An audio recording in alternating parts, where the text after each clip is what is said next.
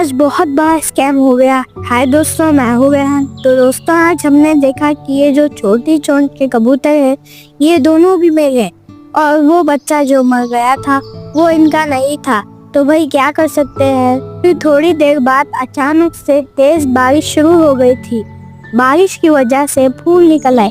कल बरस के लिए हम ये कैल्शियम रॉक लेकर आए, फिर केज की जाली पर लगा दिए और मार्केट से हम कबूतरों का और लवबर्ड का भी दाना लेकर आए। फिर कबूतरों के दाने को एक एक करके डाल दिया, फिर बजिस के दाने को भी मिक्स कर दिया। जैसा कि हमारे कबूतर भाग गए थे, हमने एक नया कबूतर का पेड़ मंगाया जो कि कल आ जाएगा।